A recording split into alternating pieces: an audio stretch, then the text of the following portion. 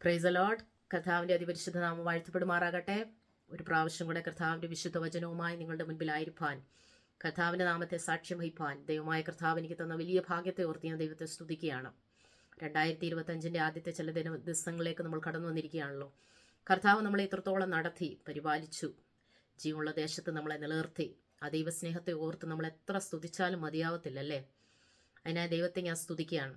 ദൈവത്തിൻ്റെ വചനം നമ്മളോട് പറയുന്നത് എപ്പോഴും ഒരുങ്ങിയിരിക്കാൻ, എപ്പോഴും ഒരുങ്ങിയിരിപ്പീൻ, പ്രാർത്ഥനയിൽ ഉച്ചരിപ്പീൻ, സ്തോത്രത്തിൽ ജാഗരിപ്പീൻ എന്നാണ് ദൈവത്തിൻ്റെ വചനം നമ്മളോട് പറയുന്നത്.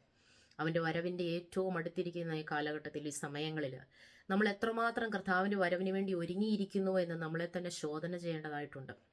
നമ്മൾ എത്രമാത്രം അവൻ്റെ വരവിനോട് നമ്മൾ അടുത്തിരിക്കുന്നു, അല്ലെ നമ്മൾ ഒരുക്കമുള്ളവരാണോ എന്ന് നമ്മളെ തന്നെ ഒന്ന് പരിശോധിച്ച് നോക്കേണ്ട ദിവസങ്ങളാണിത്. സ്തോത്രം.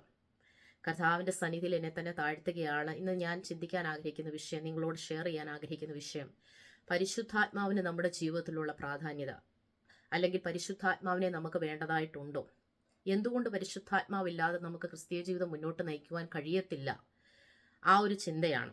കഴിഞ്ഞ ദിവസങ്ങളിൽ ചില വീഡിയോകളും ചില മെസ്സേജുകളും ഒക്കെ ഇങ്ങനെ വായിച്ചു ഞാൻ. അതിനകത്ത് അവർ പറയുന്നതിൻ്റെ ഉള്ളടക്കം എന്ന് പറഞ്ഞാൽ, ദൈവാത്മാവിന് ഇന്നത്തെ കാലഘട്ടത്തിൽ പ്രാധാന്യമില്ല, അല്ലെ ദൈവാത്മാവിനെ നമ്മൾ പഴയതുപോലെ, അല്ലെ പഴയ നിയമത്തിലെ ബൈബിളിൻ്റെ കാലഘട്ടങ്ങളിൽ കൊടുത്ത പ്രാധാന്യം പോലെ ഇന്നതില്ല, അല്ലെ ബെന്തിക്കോസ് അനുഭവത്തിൻ്റെ ആവശ്യകതയില്ല എന്ന് ചില മെസ്സേജുകളൊക്കെ ഇങ്ങനെ കേട്ടപ്പോൾ എൻ്റെ മനസ്സിൽ അത് വളരെയധികം ആശങ്ക ഉളവാക്കി. കാരണം ദൈവവചനത്തിൽ അങ്ങനെയല്ല പറയുന്നത്. നമ്മളെല്ലാവരും നോക്കുന്നത് നമ്മുടെ കർത്താവിനെ മാതൃകയാക്കി വെച്ചാണല്ലോ. നമ്മുടെ എല്ലാം മാതൃക കർത്താവാണല്ലോ. ദൈവവചനത്തെ അടിസ്ഥാനമാക്കിയാണല്ലോ നമ്മൾ ദൈവത്തെ സേവിക്കുന്നതും ദൈവത്തെ പിൻപറ്റുന്നതും. ഈ വചനമല്ലേ നമ്മളെ വിടിവിച്ച്, ഈ വചനമല്ലേ ഒരിക്കൽ നമ്മുടെ ഹൃദയത്തിൽ പരിവർത്തിച്ചിട്ട് നമ്മളെ വിടിവിച്ചതും നമ്മളെ ക്രിസ്തുവിനെ കാണുവാനിടയായതും. അല്ലെ നമ്മളാരും വെറുതെ കർത്താവിൻ്റെ പുറകെ ഇറങ്ങി തിരിച്ചവരല്ലല്ലോ. അങ്ങനെ പല സാക്ഷികളുടെ ഉടമകളാണല്ലോ നമ്മളെല്ലാവരും. നമുക്കിന്ന് ദൈവത്തിൻ്റെ വചനത്തിലൂടെ തന്നെ നമുക്ക് ശോധന ചെയ്യാം, ദൈവാത്മാവിൻ്റെ പ്രത്യേകത എന്താണ്. നമുക്ക് എല്ലാവർക്കും എന്തുകൊണ്ട്, why we need holy spirit in our life, എത്രമാത്രം നമ്മൾ പരിശുദ്ധാത്മാവിൽ ആശ്രയിക്കേണ്ടിയിരിക്കുന്നു. വിശേഷാൽ ഈ അന്ത്യകാലഘട്ടങ്ങളിൽ, കർത്താവിൻ്റെ വരവിൻ്റെ സമയങ്ങളിൽ, ഈ ലോകം എല്ലാം ഉപദ്രവങ്ങളിലൂടെ, പലവിധ കഷ്ടങ്ങളിലൂടെ ദൈവമക്കൾ കടന്നു പോകുന്ന പരിശോധനകളുടെ നടുവിൽ ദൈവാത്മാവിൻ്റെ പ്രത്യേകത എന്താണ്, എന്തിനാണ് നമുക്ക് ദൈവാത്മാവിൻ്റെ സഹായം വേണ്ടത് എന്ന ദൈവത്തിൻ്റെ വചനത്തിലൂടെ തന്നെ നമുക്ക് ശോധന ചെയ്യാം. കർത്താവായ യേശുക്രിസ്തു ഈ ഭൂമിയിലായിരുന്നപ്പോൾ 3.5 വർഷക്കാലത്തെ ശുശ്രൂഷയിൽ പരിശുദ്ധാത്മാവിൽ ആശ്രയിച്ചാണ് കർത്താവിൻ്റെ ശുശ്രൂഷ തികച്ചതെന്ന് ഞാൻ പറഞ്ഞാൽ നമുക്ക് ആർക്കും നിഷേധിക്കാൻ സാധിക്കത്തില്ല. കാരണം ദൈവത്തിൻ്റെ വചനത്തിൽ തന്നെ അതിൽ പലവിധ തെളിവുകളുണ്ട്. എന്തുകൊണ്ട് കർത്താവ് 30-ാം വയസ്സിൽ ശുശ്രൂഷയ്ക്ക് ഇറങ്ങി, ആ ശുശ്രൂഷയ്ക്ക് ഇറങ്ങുന്നതിന് മുൻപ് എന്തൊക്കെയാണ്, ഏതൊക്കെ രീതിയിലാണ് പരിശുദ്ധാത്മാവിൽ നിറയപ്പെട്ട അനുഭവങ്ങളൊക്കെ നമുക്കിന്ന് വചനത്തിലൂടെ നമുക്ക് തന്നെ ഒന്ന് ശോധന ചെയ്യാം, നമുക്കൊന്നൊന്ന് കാണാം. അതിനു മുൻപേ തന്നെ ഞാൻ നിങ്ങളുടെ മുൻപിൽ ഒരു ചോദ്യവുമായിട്ട് കടന്നു വരികയാണ്. മരുരൂപമലയിൽ കർത്താവ് തൻ്റെ ശിഷ്യന്മാരെ കൊണ്ട് 3 പേരെയും കൊണ്ട് ആ മരുരൂപമലയിൽ പോയതല്ലേ. അവിടെ വെച്ച് കർത്താവിൻ്റെ രൂപം മാറുന്നതും, സ്വർഗത്തിൽ നിന്നൊരു ശബ്ദം കേട്ടവൻ എൻ്റെ പ്രിയപുത്രൻ, ഇവനിൽ ഞാൻ പ്രസാദിച്ചിരിക്കുന്നു എന്ന് അവിടെ നിന്ന് ആ 3 ശിഷ്യന്മാരും കേട്ടതാണ്. ഏലിയാവിനെയും മോശേനെയും ഒക്കെ നേരിട്ട് അവർ കണ്ടതാണ്. പക്ഷെ അവരുടെ ഹൃദയം അവിടെ മാറ്റപ്പെട്ടു. അവരിൽ എന്തെങ്കിലും രൂപാന്തരം സംഭവിച്ചോ? അങ്ങനെ നിങ്ങൾക്ക് തോന്നുന്നുണ്ടോ അവരിൽ എന്തെങ്കിലും ചേഞ്ച് വന്നോ? അല്ലെ വേറൊരു ഭാഗം നമ്മൾ എടുത്ത ലാസർ മരിച്ചു 3 ദിവസമായി നാറ്റം വമിച്ചപ്പോൾ കർത്താവ് കല്ലറയുടെ പുറത്തു നിന്ന് വിളിക്കുകയാണ്, ലാസറെ പുറത്തു വരിക. സകലരും കാണുകെ, സകല മനുഷ്യരും, ലാസറിൻ്റെ സഹോദരിമാരും, അല്ലെ ആ ദേശക്കാർ, ആ ബഥാനിയയിലെ ആ ഗ്രാമത്തിലെ സകല ജനവും കാണുകെ, എല്ലാവരും കാണുകെ കർത്താവ് ഇത്ര വലിയ അത്ഭുതം പ്രവർത്തിച്ചിട്ട് അവിടെ എന്തെങ്കിലും മാനസാന്തരം ആ കണ്ടവരുടെ ഹൃദയത്തിൽ, അല്ലെ അവരുടെ ജീവിതത്തിൽ ക്രിസ്തുവിനെ ഏറ്റെടുക്കുവാനുള്ള ആ മനസ്സ് ആരുടെയെങ്കിലും ജീവിതത്തിൽ വന്നു? ഇല്ല.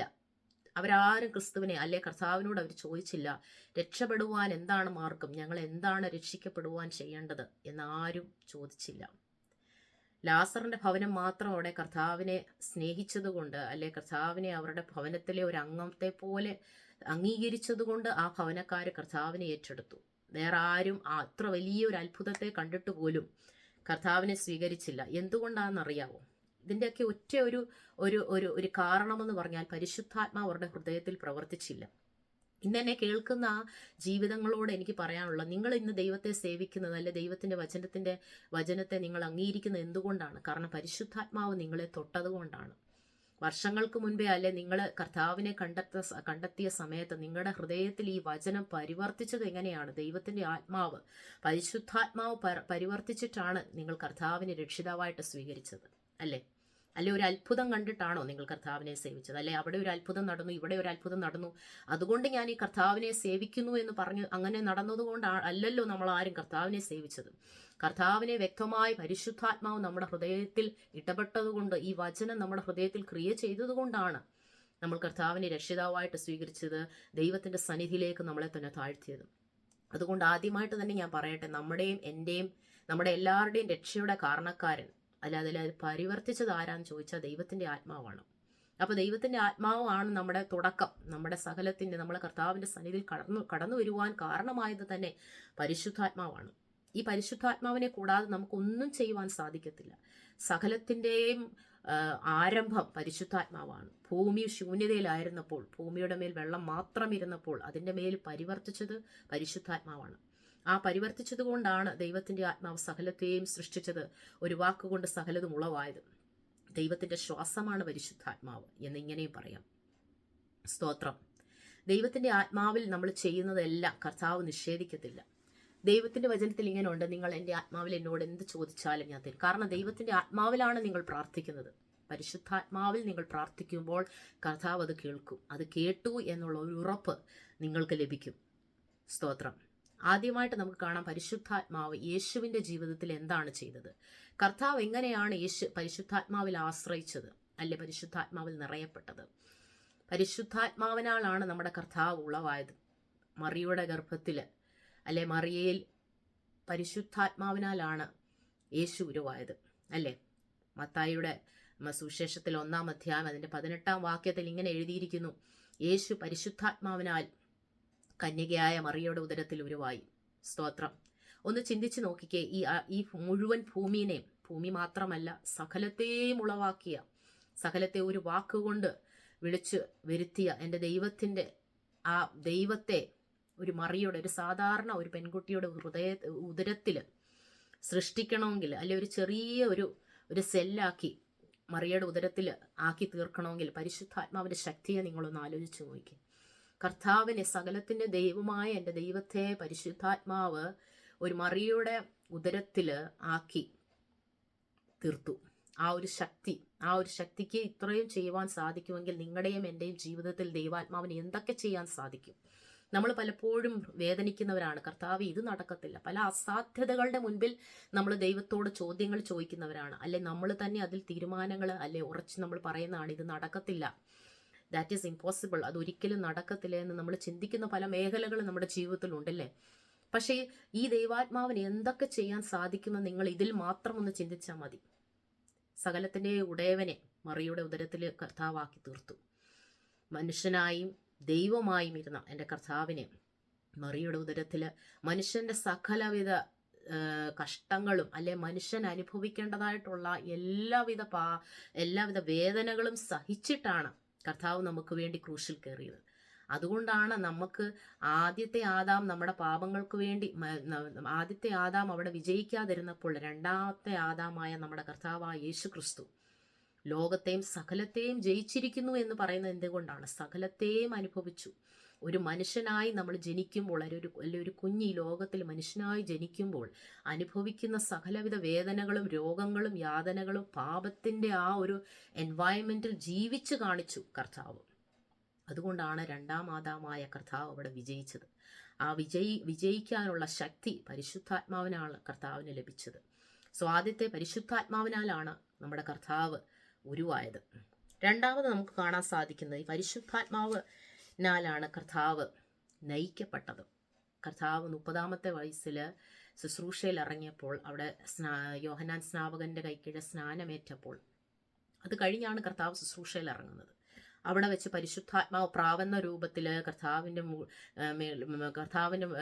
കർത്താവിൽ ഇറങ്ങി അവിടെ ഇവൻ എൻ്റെ പ്രിയപുത്രൻ, ഇവനിൽ ഞാൻ പ്രസാദിച്ചിരിക്കുന്നു എന്ന ദൈവശബ്ദം കേട്ടപ്പോൾ അത് കഴിഞ്ഞാണ് ദൈവത്തിൻ്റെ ആത്മാവിൽ നിറയപ്പെട്ടവനായി പരിശുദ്ധാത്മാവിനാൽ നയിക്കപ്പെട്ടവനായി ദൈവത്തിൻ്റെ സകല അത്ഭുതങ്ങളും അടയാളങ്ങളും ശുശ്രൂഷകളും ഒക്കെ കർത്താവ് ചെയ്തത്. അപ്പോൾ പരിശുദ്ധാത്മാവിനെ ആശ്രയിച്ചാണ് കർത്താവും അവിടെ ശുശ്രൂഷകൾ ചെയ്തത്. പരിശുദ്ധാത്മാവിനെ കൂടാതെ അഭിഷേകം പ്രാപിക്കുന്നതിന് മുൻപ് കർത്താവ് പോലും ശുശ്രൂഷയിൽ ഇറങ്ങിയില്ല. അത് വലിയൊരു ഉദാഹരണമാണ് നമ്മുടെയൊക്കെ മുൻപിൽ. കർത്താവിന് വേണ്ടി നമ്മൾ ഇറങ്ങുമ്പോൾ ഇന്നത് എനിക്ക് ചെയ്യണം, എനിക്ക് ഇന്നത് ചെയ്യണം, അല്ലേ നമുക്ക് ഔട്ട്റീച്ചിന് പോകണം, സുവിശേഷത്തിന് ഇറങ്ങണം, എനിക്ക് മറ്റുള്ളവരോട് സാക്ഷി പറയണം, കർത്താവിൻ്റെ സുവിശേഷം എൻ്റെ കൂട്ടുകാരോട് പറയണം. പക്ഷെ എന്തൊക്കെ നമ്മൾ ചെയ്യാൻ ആഗ്രഹിച്ചിട്ടും പലപ്പോഴും അതൊന്നും ചെയ്യാൻ സാധിക്കാത്തത് എന്താണെന്ന് ചോദിച്ചാൽ അതിൽ പ്രവർത്തിക്കേണ്ടത്, അതിലൊരു വിജയമാക്കി തീർക്കേണ്ടത് പരിശുദ്ധാത്മാവാണ്. പരിശുദ്ധാത്മാവിൻ്റെ ശക്തിയും അല്ലെ പരിശുദ്ധാത്മാവിനാൽ നയിക്കപ്പെടാത്ത ഒരു കാര്യവും നമ്മുടെ ജീവിതത്തിൽ വിജയിക്കത്തില്ല. അതുകൊണ്ടാണ് നമുക്ക് പരിശുദ്ധാത്മാവിനെ ആവശ്യമാണെന്ന് പറയുന്നത്. അപ്പം നിങ്ങൾ തന്നെ ആലോചിച്ചു, കർത്താവ് പോലും പരിശുദ്ധാത്മാവിനെ ആശ്രയിച്ചാണ് ശുശ്രൂഷ തുടങ്ങിയത്. അപ്പം നമ്മൾ എത്രമാത്രം ഈ പരിശുദ്ധാത്മാവിൽ ആശ്രയിക്കേണ്ടിയിരിക്കുന്നു. നമ്മുടെ ക്രിസ്തീയ ജീവിതവും നമ്മുടെ ജീവിതത്തിൻ്റെ ഓരോ ദിവസങ്ങളും ദൈവത്തിന് വേണ്ടി നയിക്കണമെങ്കിൽ, ദൈവത്തിന് വേണ്ടി ജീവിക്കണമെങ്കിൽ എന്തുമാത്രം നമ്മൾ ഹോളി സ്പിരിറ്റിനെ പ്രാർത്ഥിക്കേണ്ടതായിട്ടുണ്ട്, അല്ലെ ഹോളി സ്പിരിറ്റിന് വേണ്ടി നമ്മൾ ദൈവത്തോട് യാചിക്കുന്നതായിട്ടുണ്ട്. ഹോളി സ്പിരിറ്റ് ഒരു ആത്മാവല്ല, ഒരു വ്യക്തിത്വമാണ്. ഹോളി സ്പിരിറ്റിനെ ഒരു ഫ്രണ്ടായിട്ട്, അല്ലെ നമ്മുടെ ജീവിതത്തിൻ്റെ ഏറ്റവും അടുത്ത സഖിയായിട്ട് നമ്മൾ അടുത്ത് വരുമ്പോൾ ആ സ്നേഹം, ആ ആത്മാവിനാൽ നയിക്കപ്പെടുന്ന ഒരു അനുഭവം നമ്മുടെ ജീവിതത്തിൽ നമുക്ക് മനസ്സിലാക്കാൻ സാധിക്കത്തുള്ളൂ. അടുത്ത ഈ പരിശുദ്ധാത്മാവ് എന്താണ് നമ്മുടെ കർത്താവിൻ്റെ ജീവിതത്തിൽ ചെയ്തത്? പരിശുദ്ധാത്മാവിലാണ് നമ്മുടെ കർത്താവ് ഓരോ ദിവസവും വളർന്നത്. അവിടെ സുവിശേഷങ്ങൾ എഴുതിയിരിക്കുന്നവൻ ഓരോ ദിവസവും കൃപയിലും ആത്മാവിലും വളർന്നു. പരിശുദ്ധാത്മാവില്ലാത്ത സഭകളും പരിശുദ്ധാത്മാവില്ലാത്ത വ്യക്തിജീവിതങ്ങളും വിശ്വാസികളും മുരടിച്ചു പോകും. അവിടെ ഗ്രോത്ത് സംഭവിക്കത്തില്ല, വളർച്ച ഉണ്ടാകത്തില്ല. നിങ്ങൾക്ക് തന്നെ അറിയായിരിക്കും അങ്ങനെ ഒത്തിരി ജീവിതങ്ങളെ. പരിശുദ്ധാത്മാവില്ലാത്തടത്ത് ഒരു വളർച്ച അവിടെ സംഭവിക്കത്തില്ല. ചലിക്കുന്ന പ്രാണികൾ ഉണ്ടാകുമെന്നാണ് പ്രവാചകൻ അവിടെ പറയുന്നത്. ഈ ആത്മാവ്, അല്ലെ ഈ നദി ചെന്ന് ചേരുന്നിടത്തൊക്കെയും ചലിക്കുന്ന പ്രാണികൾ ഉണ്ടാകും, അവിടെ ജീവനുണ്ടാകും, അവിടെ പലതും വളരും. പലവിധ സൗഖ്യത്തിനും പല മരുന്നിനും ഉതകുന്ന വൃക്ഷങ്ങൾ അവിടെ ഉണ്ടാകുമെന്ന് ദൈവത്തിൻ്റെ വചനം പറയുന്ന ഈ ആത്മാവിനെ കുറിച്ചാണ്. പരിശുദ്ധാത്മാവ് പരിവർത്തിക്കാതെ, പരിശുദ്ധാത്മാവ് ഇടപെടാതെ, പരിശുദ്ധാത്മാവിൻ്റെ പ്രവൃത്തി ജീവിതത്തിൽ നടക്കാതെ ഒരിക്കലും ഒരു ഗ്രോത്ത് സംഭവിക്കത്തില്ല. പരിശുദ്ധാത്മാവില്ലാതെ ആ ഗ്രോത്ത് നിന്നു പോവുകയാണ്. അതുകൊണ്ട് ഇന്ന് നമ്മുടെ സഭകൾക്ക് ഏറ്റവും ആവശ്യം പരിശുദ്ധാത്മാവിൻ്റെ ശുശ്രൂഷയാണ്. നമ്മളല്ല ശുശ്രൂഷിക്കേണ്ടത്, നമ്മളല്ല അവിടെ നയിക്കേണ്ടത്. ഒരു പാട്ട് പാടുമ്പോൾ നമ്മളവിടെ പാടുന്നു, നമ്മുടെ അതിരത്തെ ദൈവാത്മാവ് ഉപയോഗിക്കുകയാണ്. അവിടെ പരിശുദ്ധാത്മാവാണ് നമ്മളെ യൂസ് ചെയ്യേണ്ടത്. നമ്മളൊരു വാക്ക് പറയുമ്പോൾ, അല്ലെ ഒരു വചനം പറയുമ്പോൾ അവിടെ ദൈവാത്മാവാണ് പ്രവർത്തിക്കേണ്ടത്. അങ്ങനെ ദൈവാത്മാവ് പ്രവർത്തിക്കുമ്പോൾ അവിടെ ജീവിതങ്ങൾ വിടിവിക്കപ്പെടും. അതുകൊണ്ടാണ് ദൈവത്തിൻ്റെ വചനം പറയുന്നത്, സൈന്യത്താലുമല്ല ശക്തിയാലുമല്ല, ദൈവത്തിൻ്റെ ആത്മാവിനാൽ തന്നെ. നിങ്ങൾ അനേക വ്യക്തിജീവിതങ്ങൾ, അനേക ആൾക്കാരെ നിങ്ങൾ കണ്ടിട്ടുണ്ടാകും. ബൈബിളിൽ ഒത്തിരി നോളേജുള്ള ഒത്തിരി സ്കോളേഴ്സൊക്കെ ഈ ലോകത്തിലുണ്ട്. ഒരുപാട് ജ്ഞാനമുള്ള, വചനത്തെക്കുറിച്ച് ഒരുപാട് അറിവുള്ള അവിശ്വാസികളായ ആൾക്കാർ ഈ ലോകത്തുണ്ട്. ഒത്തിരി പ്രൊഫസേഴ്സ് ഉണ്ട്. എന്തുകൊണ്ടാണ് അവർ കർത്താവിനെ സ്വീകരിക്കാത്ത, അല്ലെ അവർ ഈ നിത്യസൗഭാഗ്യത്തെ അറിയാത്ത, ഈ സമാധാനം, ഈ സന്തോഷം എന്തുകൊണ്ട് അവരുടെ ജീവിതത്തിൽ എല്ലാം ചോദിച്ചാൽ അവർക്ക് ജ്ഞാനം മാത്രമേ ഉള്ളൂ, നോളജ് മാത്രമുള്ളൂ. അക്ഷരമോ കൊല്ലുന്ന ആത്മാവ് ജീവിപ്പിക്കുന്നു എന്ന് ദൈവത്തിൻ്റെ വചനം പറയുന്നു. പരിശുദ്ധാത്മാവാണ് നമ്മൾ ജീവൻ പകരുന്നത്, നമ്മുടെ ഹൃദയത്തെ തുറക്കുന്നത്. പൗലോസിൻ്റെ കണ്ണുകളിൽ നിന്ന് സ്കെയിൽസ് പോയത്, ചെതുമ്പൽ പോലെ അവൻ്റെ കണ്ണിൽ നിന്ന് പോയത് പറയുന്നത്, അവിടെ പറഞ്ഞിരിക്കുന്ന എന്താണ്? ദൈവത്തിൻ്റെ വചനം പരിവർത്തിച്ചത് എങ്ങനെയാണ്? പരിശുദ്ധാത്മാവാണ് നമ്മളെ കുരുട്ടവസ്ഥകളെ മാറ്റി കർത്താവിനെ കാണുവാൻ, ഈ കർത്താവ് മാത്രമുള്ള രക്ഷിതാവെന്ന് മനസ്സിലാക്കുവാൻ നമുക്ക് സാധിക്കത്തുള്ളൂ. ദൈവവചനം പ്രസംഗിക്കപ്പെടുമ്പോൾ അവിടെ ജനങ്ങൾ വിടിവിക്കപ്പെടണമെങ്കിൽ ദൈവാത്മാവ് ഇടപെടണം. അല്ലാതെ വചനം മാത്രം പറയുമ്പോൾ അവിടെ ജ്ഞാനം മാത്രമാണ് വെളിപ്പെടുന്നത്. അല്ലെങ്കിൽ വചനത്തിൻ്റെ ശക്തി വെളിപ്പെടണമെങ്കിൽ ദൈവാത്മാവ് അവിടെ പരിവർത്തിക്കണം. ആരാധന നടക്കുമ്പോൾ വിടുതൽ നടക്കണമെങ്കിൽ ആരിറങ്ങി വരണം? പരിശുദ്ധാത്മാവ് ഇറങ്ങി വരണം. പരിശുദ്ധാത്മാവില്ലാതെ സൗഖ്യങ്ങൾ നടക്കത്തില്ല, വിടുതലുകൾ സംഭവിക്കത്തില്ല. ദൈവാത്മാവില്ലാതെ നമ്മൾ ക്രിസ്തീയ ജീവിതം നയിക്കാൻ പോയാൽ നമ്മുടെ ജീവിതം റിവേഴ്സിലോട്ടാണ് പോകുന്നത്. നമുക്കൊരിക്കലും ആത്മീയമായി വളരാൻ സാധിക്കത്തില്ല. സ്റ്റക്കായി പോകുന്ന അനുഭവങ്ങളാണ് ദൈവാത്മാവില്ലാതെ ഇന്ന് പല സഭകളുടെയും പല വ്യക്തിജീവിതങ്ങളുടെയും അനുഭവങ്ങൾ. അത് കഴിഞ്ഞ് പിന്നെ പരിശുദ്ധാത്മാവ് എന്താണ് കർത്താവിൻ്റെ ജീവിതത്തിൽ ചെയ്തത്? പരിശുദ്ധാത്മാവിനാലാണ് കർത്താവിന് ശക്തി ലഭിച്ചത്. നമ്മുടെ ജീവിതത്തിലെ ഓരോ പ്രതിസന്ധികൾ, അല്ലെ പ്രതികൂലങ്ങൾ, അതിലൊക്കെയും നമ്മളെ പിടിച്ചു നിർത്തുന്നതാണ് ആരാണ്? ദൈവത്തിൻ്റെ ശക്തിയാണ്. പരിശുദ്ധാത്മാവാണ് നമ്മളെ നിലനിർത്തുന്നത്. ബലഹീനതകളിൽ തുണ നിൽക്കുന്ന ദൈവത്തിൻ്റെ ആത്മാവ് നമ്മുടെ സകല കഷ്ടങ്ങൾ അല്ലെ രോഗത്തിൻ്റെ അവസ്ഥകളിൽ നമ്മളെ നിലനിർത്തുന്നത് ആരാണ്? ദൈവത്തിൻ്റെ ആത്മാവാണ്. അതിന് ഏറ്റവും ഉത്തമ ഉദാഹരണം നമ്മുടെ കർത്താവാണ്. ഗെത്സമന തോട്ടത്തിൽ കർത്താവെ കഴിയുമെങ്കിൽ, കർത്താവ് പറഞ്ഞത്, ദൈവമേ കഴിയുമെങ്കിൽ ഈ പാനപാത്രം എങ്കിൽ നിന്ന് നീക്കണം, എങ്കിലും എൻ്റെ ഇഷ്ടമല്ല നിൻ്റെ ഇഷ്ടം നടക്കട്ടെ.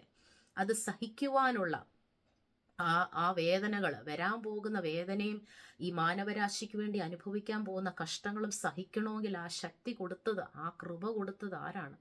പരിശുദ്ധാത്മാവാണ്. അവിടെ എഴുതിയിരിക്കുന്ന അവൻ്റെ രക്തം വെള്ളമായി തീർന്നു. അവസാന തുള്ളി രക്തം വരെ നമ്മുടെ ശരീരത്തിലെ, ഒരു മനുഷ്യ ശരീരത്തിലെ അവസാന തുള്ളി രക്തം വരെ ഒഴുക്കി, അല്ലെ ആ ബ്ലഡ് ലോസ് ആയിട്ട് മരിക്കണമെന്നുള്ളതൊന്നും ഒരു മനുഷ്യന് സംഭവിക്കാൻ പറ്റുന്ന, സയൻറ്റിഫിക്കലി നോക്കിയാൽ അത് നടക്കുന്ന കാര്യമല്ല. അതിന് മുൻപേ നമ്മുടെ ശരീരം നിലച്ചു പോകും, നമ്മൾ മരിച്ചു പോകും. പക്ഷേ ദൈവത്തിൻ്റെ വചനം പറയുന്ന അവസാന തുള്ളി രക്തം വരെ കർത്താവ് നമുക്ക് വേണ്ടി ഒഴുക്കി തന്നു. അതൊക്കെ സഹിക്കാനുള്ള ആ പീഡകളൊക്കെ സഹിക്കാനുള്ള കൃപ ആരാണ് കൊടുത്തത്? ഗെത്സമന തോട്ടത്തിലെ രാത്രിയിൽ കർത്താവ് പ്രാർത്ഥിച്ചപ്പം അവിടെ കർത്താവിന് നിലനിൽക്കുവാനുള്ള ആ ശക്തി കൊടുത്തത് ദൈവത്തിൻ്റെ ആത്മാവാണ്. അവിടെ നമുക്കത് കാണാൻ സാധിക്കുന്നുണ്ട്. യെശയ്യാപ്രവാചകൻ കർത്താവിൻ്റെ ആ കഷ്ടാനുഭവങ്ങളെക്കുറിച്ച് വർണ്ണിക്കുമ്പോൾ അവനെ കണ്ട മനുഷ്യരൂപമല്ല എന്നാണ് പറയുന്നത്. അതായത് അവൻ്റെ മുഖത്തെ രോമം അല്ലെ മുഖത്തെ താടി വലിച്ചെടുത്തപ്പോൾ അതിനോടൊപ്പം സ്കിൻ പോലും വലിഞ്ഞു വന്നു എന്നാണ് ചരിത്രത്തിൽ എഴുതിയിരിക്കുന്നത്. അപ്പം ഒരു മനുഷ്യരൂപത്തെ കാണുന്ന ആ ഒരു ഫേസ് അല്ലായിരുന്നു അന്നേരം മറിയ കർത്താവിനെ കണ്ടത്. അതുകൊണ്ടാണ് മറിയയ്ക്ക് കർത്താവിനെ മനസ്സിലാകാതെ പോയത്. അല്ലെ മനുഷ്യരൂപത്തിൻ്റെ ഒരു ഫേസ് അല്ലായിരുന്നു കർത്താവിനോടെ. അതുകൊണ്ടാണ് പ്രവാചകൻ അവിടെ വിളിച്ചു പറയുന്നത്, അവനെ കണ്ടാ മനുഷ്യനെന്ന് തോന്നത്തില്ലെന്ന്. അത്രയും കഷ്ടങ്ങളും അല്ലെ അത്ര പീഡകളും അനുഭവിക്കാൻ പോകുന്ന കർത്താവിന് അറിയാമായിരുന്നു, എനിക്ക് കഴിയത്തില്ല. പക്ഷെ ദൈവാത്മാവ്, പരിശുദ്ധാത്മാവ്, അവനുള്ള ദൈവാത്മാവാണ് കർത്താവിന് ഈ കൃപ കൊടുത്തത്. അപ്പം നമ്മുടെ ജീവിതത്തിലെ ഓരോ പ്രതികൂലങ്ങളും പ്രയാസങ്ങളുടെ നടുവിൽ നമ്മളെ നിലനിർത്തുന്നത്, നമ്മളെ ശക്തിപ്പെടുത്തുന്നത് ദൈവത്തിൻ്റെ ആത്മാവാണ്. ആ ദൈവത്തിൻ്റെ ആത്മാവിൽ നമ്മൾ എത്രമാത്രം ആശ്രയിച്ചാൽ പറ്റും. സ്തോത്രം. അടുത്ത പരിശുദ്ധാത്മാവ് എന്താണ് നമ്മുടെ കർത്താവിൻ്റെ ജീവിതത്തിൽ ചെയ്തത്? മരിച്ചവരിൽ നിന്ന് ഉയർപ്പിച്ചു. രോമാലേഖനം 8:11 പറയുന്നു, മരിച്ചവനിൽ നിന്ന് അവനെ ഉയർപ്പിച്ചവൻ്റെ ആത്മാവ് നിങ്ങളിൽ വസിക്കുന്നുവെങ്കിൽ. അപ്പം ആ ആത്മാവാണ് കർത്താവിനെ ഉയർപ്പിച്ചത്. ആ കർത്താവിൻ്റെ ആത്മാവാണ് നമ്മളെയും ഉയർപ്പിക്കാൻ പോകുന്നത്. അന്ത്യകാഹളം ധ്വനിക്കുമ്പോൾ ഈ മുദ്രയിട്ടവർ, അല്ലെ പരിശുദ്ധാത്മാവിൻ്റെ മുദ്രയുള്ളവർ മാത്രം എടുക്കപ്പെടത്തുള്ളൂ. ഈ ആത്മാവുള്ളവർ മാത്രം കർത്താവിനോട് പറന്നു പോകത്തുള്ളൂ. അപ്പോൾ ഈ പരിശുദ്ധാത്മാവിനെ നമുക്ക് എന്തു വേണ്ടി ആവശ്യമുണ്ട്, അല്ലേ? പരിശുദ്ധാത്മാവില്ലാതെ നമുക്ക് ചിന്തിക്കാൻ പോലും കഴിയത്തില്ല നമ്മൾ എങ്ങനെ മുന്നോട്ട് പോകുമെന്ന്. അപ്പോൾ കർത്താവിനെ മരിച്ചവരിൽ നിന്ന് ഉയർപ്പിച്ചെങ്കിൽ നമ്മളെയും മരിച്ചവരിൽ നിന്ന് കർത്താവ് ഉയർപ്പിക്കും, അല്ലെ പരിശുദ്ധാത്മാവ് ഉയർപ്പിച്ചിട്ട് അവനോട് കൂടെ നിത്യത വാഴുവാൻ, നിത്യതയിലായിരിക്കാൻ, വസിക്കുവാൻ ഈ ആത്മാവ് നമ്മളെ സഹായിക്കും. അത് കഴിഞ്ഞ് പിന്നെ നമ്മൾക്ക് കാണാൻ സാധിക്കും 1 തെസ്സലോനിക്കരുടെ ലേഖനം 2-ാം അധ്യായം 8-ാം വാക്യത്തിൽ ഈ കർത്താവ് അന്ത്യകാല അല്ലെങ്കിൽ കർത്താവിന് വാഴ്ച കഴിഞ്ഞ് ഭൂമിയിൽ വരുമ്പോൾ സാത്താനെ അല്ലെ അന്ത്യക്രിസ്തുവിനെ അവൻ്റെ വായിലെ ശ്വാസത്താൽ നശിപ്പിക്കും. കർത്താവിൻ്റെ വായിലെ ശ്വാസം ആരാണ്? പരിശുദ്ധാത്മാവാണ്. ആ ശ്വാസത്താലാണ് കർത്താവ്, പരിശുദ്ധാത്മാവിനാണ് എൻ്റെ കർത്താവ് ശത്രുവിനെ തകർക്കാൻ പോകുന്നത്. ശത്രുവിൻ്റെ അന്ന് ഭൂമിയിൽ വാഴുന്ന അന്ത്യക്രിസ്തുവിനെയും അവൻ്റെ ശക്തിയെയും സൈന്യത്തെയും തകർക്കാൻ പോകുന്നത് പരിശുദ്ധാത്മാവിൻ്റെ ശക്തി കൊണ്ടാണ്. ആ ശക്തി കൊണ്ടാണ് നമ്മുടെ ശത്രുക്കളെയും തകർക്കുവാൻ നമുക്ക് കഴിയും. നമ്മൾ മാനുഷികമായി നോക്കിയാൽ നമുക്ക് ശത്രുക്കളില്ല. നമ്മുടെ ശത്രുക്കൾ മനുഷ്യരല്ല. നമ്മുടെ ശത്രു ആരാണ്? നമ്മളെ കർത്താവിൻ്റെ സന്നിധിയിൽ നിന്ന് പുറകോട്ട് വലിക്കുന്ന സാത്താന്യ ശക്തികളാണ്. അതിനെ ജയിക്കണമെങ്കിൽ നമുക്ക് മാനുഷികമായി അല്ല, നമ്മുടെ മാനുഷിക ബുദ്ധിക്ക് കഴിയത്തില്ല. നമ്മുടെ ഓരോ പ്രയാസങ്ങളെയും, നമ്മുടെ ജീവിതത്തിൽ നമ്മൾ അനുഭവിക്കുന്ന ഓരോ പ്രതിസന്ധികളെയും ജയിക്കണമെങ്കിൽ ദൈവത്തിൻ്റെ ആത്മാവ് കൂടാതെ നമുക്ക് സാധിക്കത്തില്ല ദൈവമക്കളെ. അപ്പോൾ ഈ പരിശുദ്ധാത്മാവ് വേണ്ട, അല്ലെ പരിശുദ്ധാത്മാവിൻ്റെ അനുഭവം ഇന്ന് നമുക്ക് ആവശ്യമില്ല, അല്ലെ അതിനെ പരിഹസിക്കുന്ന, അതിനെ ഒരു പരിഹാസ വിഷയമാക്കി തീർക്കുന്ന ജീവിതങ്ങളുടെ മുൻപിൽ ഇന്നെനിക്ക് പറയാനുള്ള ഒരേ ഒരു കാര്യമുള്ളൂ, ദൈവാത്മാവിനെ യേശുവിന് ആവശ്യമായിരുന്നു. അപ്പം എന്തുമാത്രം നമുക്ക് ആവശ്യമുണ്ട്. നമ്മൾ ദൈവത്തിൻ്റെ വചനത്തിൽ ആശ്രയിച്ചാൽ, അല്ലെ കർത്താവിൻ്റെ വചനത്തിൽ ഉടനീളം നോക്കിയാൽ പരിശുദ്ധാത്മാവാണ് ഓരോ പ്രതികൂലങ്ങളെ, അല്ലെ ഓരോ കാലഘട്ടത്തിലും പരിശുദ്ധാത്മാവാണ് അവിടെ ദൈവത്തിൻ്റെ ഭക്തന്മാർക്ക് ശക്തി കൊടുക്കുന്നത്. അവരുടെ പ്രതിസന്ധികളിൽ അവരെ മുന്നേറാൻ ശക്തി കൊടുക്കുന്നത്. ദാവീദ് പറയുന്നത്, ഞാൻ പടക്കൂട്ടത്തിന് നേരെ പാഞ്ഞു ചെല്ലും. എല്ലാം ദൈവത്തിൻ്റെ ശക്തി കൊണ്ടേ നമുക്ക് ജയിക്കുവാൻ സാധിക്കത്തുള്ളൂ. അതുകൊണ്ടാണ് നമ്മൾ പറഞ്ഞത്, സൈന്യത്താലുമല്ല ശക്തിയാലുമല്ല ദൈവത്തിൻ്റെ ആത്മാവിനാൽ തന്നെ സകല പ്രതികൂലങ്ങളെയും സകല വിഷയങ്ങളെയും ജയിക്കുവാൻ നമുക്ക് പ്രതികൂലം വരത്തില്ലെന്നല്ല, പ്രതികൂലങ്ങളൊക്കെ ഉണ്ട്. തീയിൽ കൂടി നീ നടന്നു പോകും, എന്നാലും വെന്തു പോകുകയില്ല.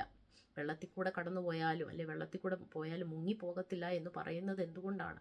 ബിക്കോസ് ഹോളി സ്പിരിറ്റ് ആണ് നമുക്ക് ഇതിനെല്ലാം അതിജീവിക്കുവാനുള്ള കൃപ തരുന്നത്. നിന്റെ ശക്തി, നിന്റെ കൃപ എനിക്ക് മതി, അതെൻ്റെ ബലഹീനതയിൽ തികഞ്ഞു വരുന്നു എന്ന് പൗലോസ് പറയുമ്പോൾ, ഈ ശക്തിയാണ് നമ്മളെയും ശക്തന്മാരാക്കി തീർക്കുക. നമ്മുടെ ബലഹീനതകളിൽ നമ്മൾ ശാരീരികമായി ബലഹീനരാണെങ്കിലും അല്ലെ നമ്മളെ വേറെ ഏതെങ്കിലും പ്രയാസത്തിൽ കൂടെ കടന്നു പോവുകയാണെങ്കിലും ഈ ശക്തിയാണ് നമ്മളെ നിലനിർത്തുന്നതും നമുക്ക് ബലം തരുന്നതും. അപ്പം പരിശുദ്ധാത്മാവിൻ്റെ ശക്തിയിൽ നമ്മൾ ഓരോ ദിവസവും മുന്നോട്ട് പോയാൽ അല്ലെ അതിൽ വളർന്നാൽ നമുക്ക് കർത്താവിൻ്റെ കൃപ അനുഭവിക്കാൻ സാധിക്കും. ഇന്നത്തെ ഈ ചിന്താവിഷയം നിങ്ങൾ മറ്റുള്ളവരുമായിട്ട് ഷെയർ ചെയ്യണം.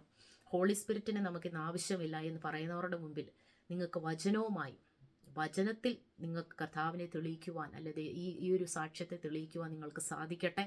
നിങ്ങൾക്ക് ഈ വീഡിയോ ഇഷ്ടപ്പെട്ടെങ്കിൽ നിങ്ങൾ ലൈക്ക് ചെയ്യണം, സബ്സ്ക്രൈബ് ചെയ്യണം. കർത്താവിൽ ആശ്രയിച്ച് നിങ്ങൾ മുന്നോട്ട് ഓരോ ദിവസവും കടന്നു പോകുവാൻ ദൈവമായ കർത്താവ് നിങ്ങളെ സഹായിക്കട്ടെ എന്ന പ്രാർത്ഥനയോടെ ഞാൻ അയക്കുന്നു. വീണ്ടും നിങ്ങളെല്ലാവരെയും ഓർത്ത് ഞാൻ പ്രാർത്ഥിക്കുന്നു. സ്തോത്രം.